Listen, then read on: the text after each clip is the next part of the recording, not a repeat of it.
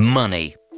Across the world, 100 billion banknotes are produced every year and spent many times over. The total value of notes in circulation is more than $1 trillion. That's $1,000 million. But the trouble with all this money is, it doesn't last long. The life expectancy of a banknote is just over a year. And worse than that, many banknotes are still relatively easy to forge. So how do you create an almost indestructible banknote which is all but impossible to forge? How do they do it? Welcome to Melbourne, Australia, where dirty money is a thing of the past. Faced with the twin challenges of banknotes rapidly wearing out and increasingly sophisticated methods of forgery, the Reserve Bank of Australia decided on a radical break with tradition.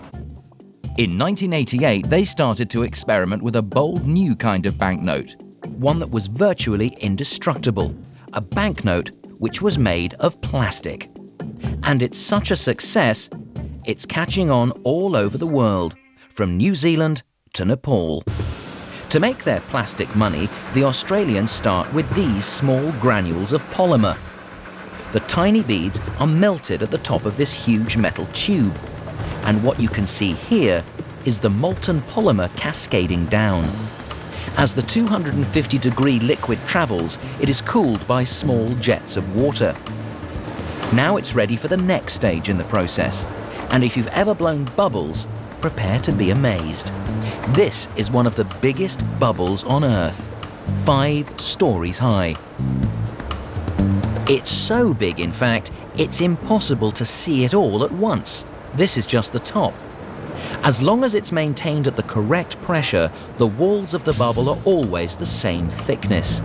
But it needs constant monitoring. In total, this huge bubble will be stretched 20 meters. Towards the bottom of the bubble, the polymer is gathered up in rolls, and it starts to resemble cling film.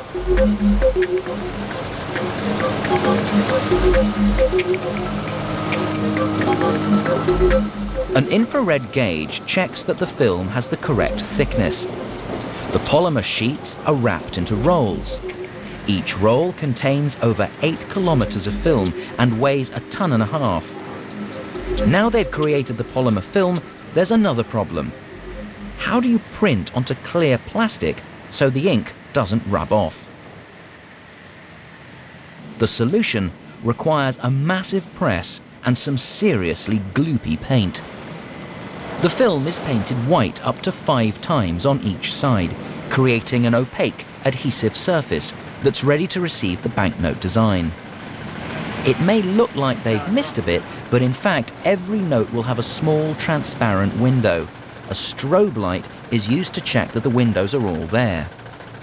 This is one of the most important characteristics of the plastic banknote, because this is where one of the key security features will go. The rolls of notes are sent up one level, and it's here that a counterfeit-proof image is burned into the window. A technician carefully monitors the process as a laser etches 5 tiny images into each window in 20 billionths of a second. This pattern is a diffractive optic, which is very similar to a hologram, except then that you can project this with a laser pointer, or you can look through it at a point source light. Very sort of high-tech security feature. It's very, very difficult to counterfeit. In fact, we're not aware of anybody having done it as yet. Now the polymer can be cut into sheets. They're almost ready for the next stage, the printing of the banknote design. Designing a banknote demands a very special kind of artistic skill. These designers have many decades of experience, and yet you can buy one of their drawings for just $1. Images are carefully chosen, not just for their aesthetic appeal, but also to deter counterfeiters.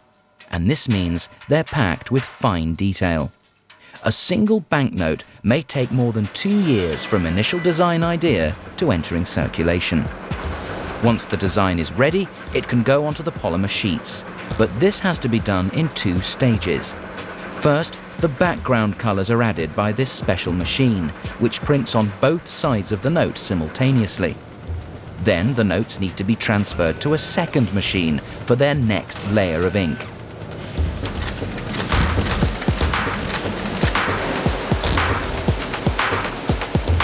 The worker fans out the sheets to ensure they don't stick together. In his hands, he's holding what will become almost $750,000. The next printing press adds another layer of ink, the bolder colours and fine details. By varying the thickness of the ink, it gives the surface of the note a ridged texture that should make it easy to distinguish the real thing from a forgery.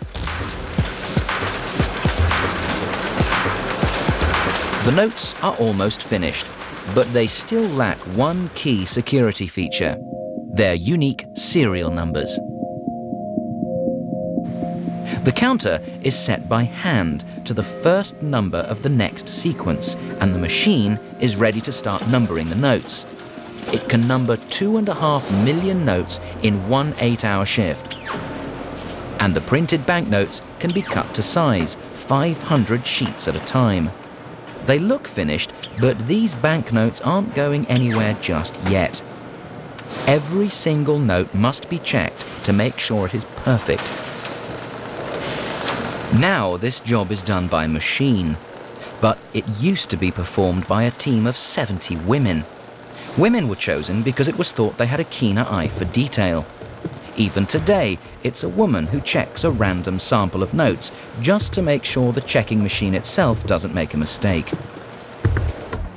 A few kilometers away on the local beach, there's bound to be one absent-minded swimmer who's left his money in his pocket. But in Australia, it doesn't matter.